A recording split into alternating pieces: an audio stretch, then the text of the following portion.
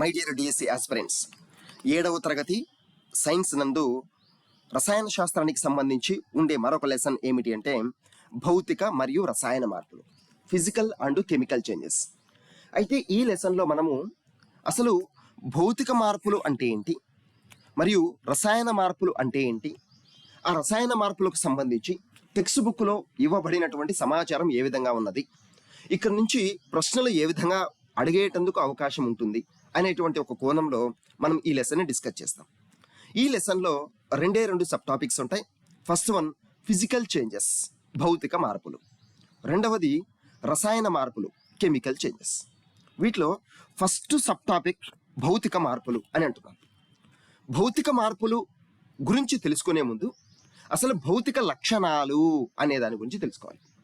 భౌతిక లక్షణాలు అంటే ఏం లేదండి, ఒక పదార్థం యొక్క పరిమాణము, అదేవిధంగా ఆకారము, రంగు, స్థితి వంటి లక్షణాలను, అంటే ఏదైనా ఒక పదార్థం ఉంటుంది లేదా ఒక వస్తువు ఉంటుంది, ఆ వస్తువు యొక్క పరిమాణం ఎలా ఉంటుంది, ఆకారం ఎలా ఉంది, రంగు ఎలా ఉంది, స్థితి ఎలా ఉంది అనేటువంటి ఆ లక్షణాలను, ఆ పదార్థం యొక్క ఆ లక్షణాలను మనం ఏమంటామంటే భౌతిక లక్షణాలు అనేటువంటి పేరుతో పిలుస్తాం.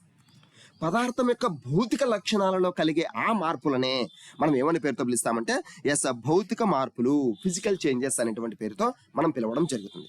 సో పరిమాణంలో కానివ్వండి, ఆకారంలో కానివ్వండి, రంగులో కానివ్వండి, స్థితిలో కానివ్వండి వంటి లక్షణాలలో కలిగేటువంటి మార్పులని మనము భౌతిక మార్పులు అనేటువంటి పేరుతో మనం పిలుస్తాం.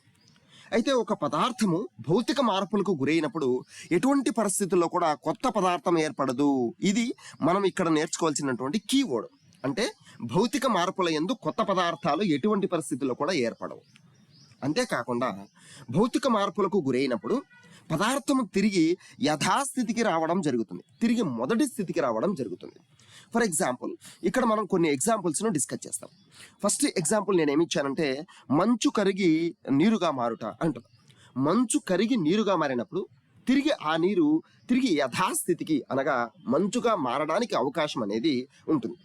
అదేవిధంగా బంగారాన్ని కరిగించినప్పుడు ద్రవస్థితిలోకి మారుతుంది. ఆ ద్రవస్థితిలో ఉన్నటువంటి బంగారం తిరిగి ఘనస్థితిలోకి మారడానికి అవకాశం ఉంటుంది. అదే కాలంలో ఇక్కడ చూడండి, చలికాలంలో నెయ్యి మరియు కొబ్బరి నూనెలో గడ్డ కడతాయి. మళ్ళీ వేసవి కాలంలో లేదా ఆ గడ్డ కట్టిన వాటిని కొద్దిగా వేడి చేస్తే చాలు అవి తిరిగి ద్రవస్థితిలోకి మారడానికి అవకాశం ఉంటుంది. అంటే ఇక్కడ 3 ఎగ్జాంపుల్స్లో, అంటే మొదటి 3 ఎగ్జాంపుల్స్లో, అంటే ఇక్కడ ఇవ్వబడినటువంటి 3 ఎగ్జాంపుల్స్లో కేవలం ఆ పదార్థాల యొక్క స్థితిలో మాత్రమే మార్పు జరిగినది అనేటువంటి ఒక అంశాన్ని మనం గమనించాలి. ఓకేనండి.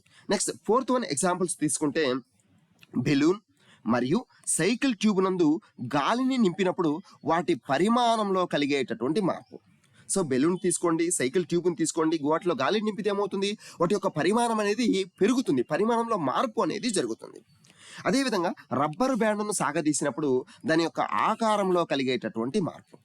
నెక్స్ట్ ZnO అంటే that means zinc oxide. Next PbO lead oxide. So zinc oxide మరియు లెడ్ ఆక్సైడ్లను వేడి చేసినప్పుడు వాటి రంగులో కలిగేటటువంటి తాత్కాలిక మార్పు. అంటే ఈ జింక్ ఆక్సైడ్ మరియు లెడ్ ఆక్సైడ్లను వేడి చేసినప్పుడు వాటి రంగులో తాత్కాలికమైనటువంటి మార్పు జరుగుతుంది. ఎప్పుడైతే వేడి చేస్తామో వాటి యొక్క రంగులో తాత్కాలిక మార్పు జరుగుతుంది. మళ్ళీ వాటిని చల్లబరిచినప్పుడు తిరిగి వాటి యొక్క పూర్వ రంగుకు చేరుకోవడం జరుగుతుంది. నెక్స్ట్ స్ఫటికీకరణ, దాన్ని మనం ఇంగ్లీష్లో క్రిస్టలైజేషన్ అనేటువంటి పేరుతో మనం పిలుస్తాం. అంటే ఇక్కడ స్ఫటికీకరణ అనేది ఒక భౌతిక మార్పుకు ఉదాహరణగా మనం చెప్పుకోవచ్చు. అయితే స్ఫటికీకరణ అనేది ఏమిటి అనే దాని గురించి మనం ఇక్కడ డిస్కస్ చేస్తాం. సో ఇక్కడ నేనేమంటున్నానంటే భౌతిక మార్పులు అని అంటున్నా. భౌతిక మార్పులు ఒక పదార్థం యొక్క పరిమాణంలో కానివ్వండి, ఆకారంలో కానివ్వండి, రంగులో కానివ్వండి, స్థితిలో కానివ్వండి. ఫర్ ఎగ్జాంపుల్ పరిమాణము అని అన్న ఇక్కడ బెలూను, సైకిల్ ట్యూబ్ నందు గాలిని నింపినప్పుడు వాటి యొక్క పరిమాణంలో కలిగేటటువంటి మార్పు. అదేవిధంగా ఆకారము, రబ్బర్ బ్యాండ్ను సాగదీసినప్పుడు దాని యొక్క ఆకారంలో కలిగేటువంటి మార్పు. నెక్స్ట్ రంగు మరియు స్థితి అని అంటున్నా. రంగు జింక్ ఆక్సైడ్ మరియు లెడ్ ఆక్సైడ్లను వేడి చేసినప్పుడు వాటి యొక్క రంగులో కలిగేటటువంటి తాత్కాలిక మార్పు. నెక్స్ట్ స్థితిలో మార్పు అని అంటున్నాం. ఇక్కడ చూస్తే మంచు కరిగి నీరుగా మారట, ఇవన్నీ చూడండి. నేను ఇక్కడ ఏ లక్షణాలు, ఏ భౌతిక లక్షణాల గురించి చెప్పానో ఆ భౌతిక లక్షణాలలో కలిగేటటువంటి భౌతిక మార్పులు ఏ విధంగా ఉంటాయి అనేటువంటి ఒక అంశాన్ని నేను ఇక్కడ ఎగ్జాంపుల్స్లో ఇవ్వడం జరిగింది అని అంటున్నాను. నెక్స్ట్ వన్ స్ఫటికీకరణ అని అంటున్నాం. గుర్తుపెట్టుకోండి, ఇక్కడ నుంచి ఎగ్జామినర్ క్వశ్చన్ ని పిక్ చేయడానికి అవకాశం ఉంటుంది. స్ఫటికీకరణ, క్రిస్టలైజేషన్ అని అంటారు. అసలు స్ఫటికీకరణ అంటే ఏమిటి అంటే వేడి చేయడం ద్వారా కానివ్వండి, లేదా ఆవిరిగా మార్చడం ద్వారా కానివ్వండి, ఒక ద్రావణంలో కరిగి ఉన్నటువంటి ఘన పదార్థాలను వేరు చేసేటువంటి ఆ ప్రక్రియనే మనము స్ఫటికీకరణ అనేటువంటి పేరుతో పిలుస్తాం. సో నేనేమంటున్నానంటే వేడి చేయడం ద్వారా కానివ్వండి, లేదా ఆవిరిగా మార్చడం ద్వారా కానివ్వండి, ఒక ద్రావణంలో కరిగి ఉన్నటువంటి ఘన పదార్థాలను వేరు చేసే ప్రక్రియను స్ఫటికీకరణ, క్రిస్టలైజేషన్ అనేటువంటి పేరుతో మనం పిలుస్తాం. అయితే ఈ స్ఫటికీకరణ యందు కొత్త పదార్థం ఏర్పడదు. గుర్తుపెట్టుకోండి, భౌతిక మార్పులు జరిగినప్పుడు మాత్రమే కొత్త పదార్థాలు ఏర్పడవు. కానీ రసాయన మార్పులు జరిగినప్పుడు డెఫినెట్గా కొత్త పదార్థాలు అనేటివి ఏర్పడటం జరుగుతుంది. సో ఇక్కడ సెకండ్ పాయింట్ మనం ఇక్కడ చూస్తే కొత్త పదార్థం ఏర్పడదు, కేవలం ద్రావణంలో కరిగి ఉన్నటువంటి ఘన పదార్థాలను వేరు చేసే ఒక ప్రక్రియ పేరే ఈ స్ఫటికీకరణ. ఓకేనండి, ఇక్కడ కొత్త పదార్థాలు ఏర్పడవు, కేవలం స్ఫటికీకరణ అన్నది ఒక వేరు చేసేటటువంటి ప్రక్రియ మాత్రమే. కాబట్టి ఇది ఒక భౌతిక మార్పు. కొన్ని పదార్థాలను వాటి ద్రావణాల నుండి స్వచ్ఛమైనటువంటి స్థితిలో, అంటే కొన్ని పదార్థాలని, అన్ని పదార్థాలను కాదు, కొన్ని పదార్థాలను వాటి ద్రావణాల నుండి, ఫర్ ఎగ్జాంపుల్ ఇప్పుడు నేనేమంటున్నానంటే చక్కెర ద్రావణం ఉంది, ఆ చక్కెర ద్రావణం నుండి చక్కెర స్ఫటికాలను స్వచ్ఛమైనటువంటి స్థితిలో మనము ఈ స్ఫటికీకరణ అనేటువంటి ప్రక్రియ ద్వారా మనం పొందవచ్చు. సో ఇక్కడ పాయింట్ ఏంటంటే కొన్ని పదార్థాలను వాటి యొక్క ద్రావణాల నుండి స్వచ్ఛమైన స్థితిలో స్ఫటికీకరణ ద్వారా మనం పొందవచ్చు. అయితే ఈ స్ఫటికీకరణకు సంబంధించి కొన్ని ఎగ్జాంపుల్స్ మనం ఇక్కడ చూస్తే, సముద్రపు నీటి నుండి ఉప్పు స్ఫటికాలను వేరు చేయడం. ఫర్ ఎగ్జాంపుల్ ఉప్పుని ఏ విధంగా తయారు చేస్తారంటే సముద్రపు ఒడ్డున కొన్ని కయ్యలు కట్టి, అంటే కయ్యలు అంటే పొలాల మాదిరి కొన్ని కయ్యలు కట్టి, ఆ కయ్యల యందు మనం ఏం చేస్తాం, సముద్రపు నీటిని నిల్వ చేస్తాం. సముద్రపు నీటిని నిల్వ చేసినప్పుడు ఆ సముద్రపు నీటి నుండి నీరు అనేది, సముద్రపు నీటి నుండి ఫర్ ఎగ్జాంపుల్ ఇది సముద్రపు ఒడ్డు, ఇక్కడ ఏం చేస్తాం, సముద్రపు నీటిని నిల్వ చేస్తాం. ఈ సముద్రపు నీటి నుండి నీరు అనేది ఆవిరిగా మారినప్పుడు చివరికి అక్కడ ఏం ఏర్పడతాయంటే సముద్రపు స్ఫటికాలు లేదా ఉప్పు స్ఫటికాలు అనేటివి ఏర్పడటం జరుగుతుంది. ఇది ఒక స్ఫటికీకరణకి ఎగ్జాంపుల్ గా మనం చెప్పుకోవచ్చు. సో నేనేమంటున్నాను, సముద్రపు నీటి నుండి ఉప్పు స్ఫటికాలను వేరు చేయవచ్చు.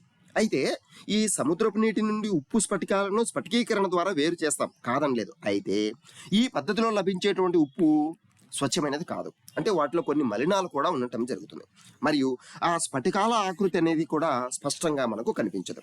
ఇక్కడ ఆల్రెడీ గుర్తుపెట్టుకోండి, కొన్ని పదార్థాలను మాత్రమే వాటి ద్రావణాల నుండి స్వచ్ఛమైన స్థితిలో స్ఫటికీకరణ ద్వారా మనం పొందవచ్చు, అన్నీ కాదని చెప్పాను.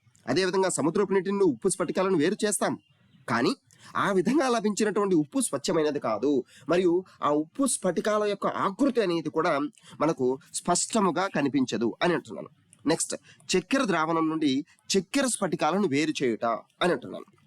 నెక్స్ట్, అదేవిధంగా మనం ఎప్పుడైనా చూసినప్పుడు ఆ జిలేబీ అంటే స్వీట్స్ అమ్మ, సో జిలేబీ యొక్క ఉపరితలన చిన్న చక్కెర స్ఫటికాలు ఏర్పడతాయి. అదేవిధంగా ఆ జిలేబీ ఉంచినటువంటి పాత్ర క్రింది భాగాన కూడా మనకు చక్కెర స్ఫటికాలు అనేటివి ఏర్పడతాయి. ఇది స్ఫటికీకరణకు ఒక మంచి బెస్ట్ ఎగ్జాంపుల్గా మనం చెప్పుకోవచ్చు.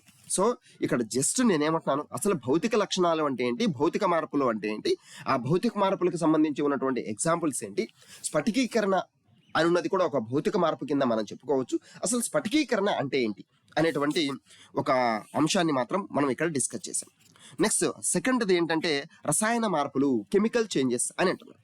అయితే రసాయన మార్పులు అంటే ఏంటి అనేది ఒకసారి మనం చూడాలంటే, పరిమాణంలో కానివ్వండి, ఆకారంలో కానివ్వండి మార్పు జరిగి కొత్త పదార్థం ఏర్పడితే, ఇది గుర్తుపెట్టుకోవాలి, ఇది కీవర్డ్ అండి. భౌతిక మార్పుల యందు కొత్త పదార్థం ఎటువంటి పరిస్థితుల్లో ఏర్పడదు, కానీ రసాయన మార్పుల యందు కొత్త పదార్థం అనేది డెఫినెట్గా ఏర్పడుతుంది. సో పరిమాణము, ఆకారం వంటి లక్షణాలలో మార్పు కలిగి కొత్త పదార్థం ఏర్పడితే అటువంటి మార్పులను మనం ఏమంటామంటే రసాయన మార్పులు, కెమికల్ చేంజెస్ అనేటువంటి పేరుతో మనం పిలుస్తాం. ఈ రసాయన మార్పుల యందు ఖచ్చితంగా కొత్త పదార్థం అనేది ఏర్పడుతుంది.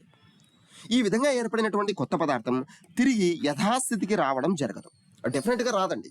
కానీ భౌతిక మార్పుల యందు కొత్త పదార్థం ఏర్పడదు, భౌతిక మార్పులకు ఒక పదార్థం గురైనప్పుడు తిరిగి యథాస్థితికి రావడం జరుగుతుంది. కానీ రసాయన మార్పుల యందు కొత్త పదార్థం ఏర్పడుతుంది, ఆ ఏర్పడినటువంటి ఆ కొత్త పదార్థం తిరిగి యథాస్థితికి, పూర్వస్థితికి రావడం జరగదు అనేటువంటి ఈ కీవర్డ్స్ని మనం గుర్తుపెట్టుకోవాలి. అయితే ఈ రసాయన మార్పుల యొక్క లక్షణాలు ఏ విధంగా ఉంటాయి అనేది మనం ఒకసారి చూడాలి. ఓకేనండి, ఈ రసాయన మార్పులు జరిగినప్పుడు ఒకటి లేదా అంతకంటే ఎక్కువ సంఖ్యలో కొత్త పదార్థాలు అనేవి ఏర్పడతాయి. ఒకటి లేదా అంతకన్నా ఎక్కువ సంఖ్యలో. రసాయన మార్పులు ఎందుకు కొత్త పదార్థాలు ఏర్పడతాయి అని అన్నాం. అయితే ఆ ఏర్పడే ఆ కొత్త పదార్థాల సంఖ్య అది 1 కావచ్చు, అంతకన్నా ఎక్కువ కూడా కావచ్చు. రసాయన మార్పు జరిగినప్పుడు ఉష్ణము కాంతి గ్రహించవచ్చు లేదా వెలువడను వచ్చు. అదేవిధంగా ధ్వని వాయువు విడుదల కావచ్చు, రంగులో మార్పు రావచ్చు, వాసనలో మార్పు రావచ్చు, లేదా అసలు కొత్త వాసనే వెలువడవచ్చు. అంటే ఉన్నటువంటి వాసనలోనే కొద్దిగా చేంజెస్ రావచ్చు, లేదా ఉన్నటువంటి వాసనకు వెలువడే వాసనకు అసలు సంబంధం కూడా లేకుండా వచ్చు. సో వాసనలో మార్పు రావచ్చు, లేదా కొత్త వాసన వెలువడవచ్చు. ఓకేనండి, ఇవన్నీ కూడా ఈ పాయింట్స్ అన్నీ కూడా డెఫినెట్గా గుర్తుపెట్టుకోవాలి. ఇక్కడ నుంచి ఎగ్జామినర్ క్వశ్చన్ని పిక్ చేయడానికి అవకాశం ఉంది అని అంటున్నాను. అయితే ఇక్కడ ఎగ్జాంపుల్స్, రసాయన మార్పులకు ఎగ్జాంపుల్స్ ఏంటి, చాలా ముఖ్యమైనటువంటి ఎగ్జాంపుల్స్ మీ టెక్స్ట్ బుక్లో ఉన్నటువంటి వాటిని నేను ఇక్కడ ఇవ్వడం జరిగింది. టెక్స్ట్ బుక్లో లేనటువంటి ఏ పాయింట్ను కూడా నేను ఇక్కడ మెటీరియల్లో చేర్చను, అదేవిధంగా ఎక్స్ప్లెనేషన్ కూడా నేను ఇవ్వను. టెక్స్ట్ బుక్లో ఉన్నటువంటి సమాచారాన్ని నేను ఇక్కడ విశదీకరిస్తాను అనేటువంటి ఒక అంశాన్ని మీరు దృష్టిలో పెట్టుకొని మీ యొక్క ప్రిపరేషన్ స్థాయిని మెరుగుపరుచుకోండి. ఉన్నటువంటి సమయం చాలా తక్కువగా ఉంది. జస్ట్ ఒకసారి లెసన్ వినండి, PDF తీసుకోండి, చదవండి, పక్కన పడేయండి, అంతే. సో రసాయన మార్పులకు సంబంధించి ఎగ్జాంపుల్స్ ఏంటి అంటే ఇనుము తుప్పు పట్టుట, అదేవిధంగా మెగ్నీషియం రిబ్బన్ను మండించుట, బేకింగ్ సోడా, దాన్ని మనం సోడియం బైకార్బోనేట్ అనేటువంటి పేరుతో పిలుస్తాం, తినే సోడా అండి, అంతే, ఇంకేం లేదు. నెక్స్ట్ వెనిగర్ల మధ్య చర్య ఏ విధంగా ఉంటుంది, కాపర్ సల్ఫేట్ మరియు ఇనుప మేకుల మధ్య చర్య, అదేవిధంగా పదార్థాన్ని మండించడం. ఇక్కడ ఒక అంశాన్ని మీరు గుర్తుపెట్టుకోవాలి, పదార్థాన్ని మండించడం అని అంటున్నాం. మండించే చర్యలన్నీ కూడా, అంటే మండించడం అంటే దహనం చెందించడం, అంతే, ఇంకేం లేదు. మండించే చర్యలన్నీ కూడా అనగా దహన చర్యలన్నీ కూడా రసాయన మార్పుల కిందకే వస్తాయి. అదేవిధంగా బాణసంచ పేల్చడం అని అంటున్నాం. పేల్చడం అనేటువంటి ఈ సందర్భంలో పర్యావరణానికి హానికరమైనటువంటి కాంతి, ఉష్ణము, ధ్వని, కాంతి, ఉష్ణము, ధ్వని అనేటివి విడుదల కావచ్చు అని అంటున్నాం. నెక్స్ట్ అదేవిధంగా ఆహారం జీర్ణమవడం అనేది ఒక రసాయన మార్పు కిందకి మనం చేర్చడం జరుగుతుంది, చెప్పుకోవడం జరుగుతుంది. ద్రాక్షను పులియబెట్టడం, అదేవిధంగా పాలు పెరుగుగా మారడం, పండ్లు పక్వానికి రావడము, కిరణజన్య సంయోగక్రియ ఫోటోసింథసిస్, అదేవిధంగా ఫలాలు మరియు కూరగాయ మొక్కల రంగు మార్పు అని అంటున్నాం. అంటే ఇక్కడ మీకు కొద్దిగా వివరణ అనేది అవసరం. అదేమిటి అంటే యాపిల్, అరటి, పియర్, అదేవిధంగా బంగాళదుంప, పొటాటో అండి. సో వీటిని అనగా యాపిల్ కానివ్వండి, పియర్ కానివ్వండి, బనానా కానివ్వండి, అదేవిధంగా పొటాటో కానివ్వండి, వీటిని ముక్కలుగా కోసి కొద్దిసేపు గాలిలో ఉంచినప్పుడు అవి ఆక్సీకరణం చెందుతాయి. అనగా ఆ ముక్కలలో పాలిఫినాల్ ఆక్సిడేజ్ లేదా థైరోసినేజ్ అనేటటువంటి ఒక ఎంజైమ్ ఉంటుంది. పాలిఫినాల్ ఆక్సిడేజ్ లేదా థైరోసినేజ్ అనేటటువంటి ఒక ఎంజైమ్ ఉంటుంది. ఆ ముక్కలలో ఉన్నటువంటి ఈ ఎంజైమ్ అనేది గాలిలో ఉన్నటువంటి ఆక్సిజన్తో చర్య జరిపినప్పుడు ఆ ముక్కల యొక్క ఉపరితలం అనేది కాస్త గోధుమ వర్ణంలోకి మారడం జరుగుతుంది. అది కూడా ఒక రసాయన మార్పు కిందకే మనం చెప్పుకుంటాము అనేటువంటి ఒక అంశాన్ని మీరు గుర్తుపెట్టుకోండి. అయితే ఇక్కడ మీ టెక్స్ట్ బుక్లో మొదటి 4 ఎగ్జాంపుల్స్ ఏవైతే ఉన్నాయో ఆ 4 ఎగ్జాంపుల్స్ గురించి వివరణ ఇవ్వడం జరిగింది. ప్రతి ఒక్క వివరణ అనేది మీకు ఇంపార్టెంట్, చాలా జాగ్రత్తగా మనం గమనించుకోవాలి. ఓకేనండి, అయితే ఆ 4 మార్పులకు సంబంధించి ఉన్నటువంటి సమాచారాన్ని నేను ఇక్కడ క్లియర్గా డీటెయిల్డ్గా ఎక్స్ప్లెనేషన్ ఇస్తాను. ఓకేనండి.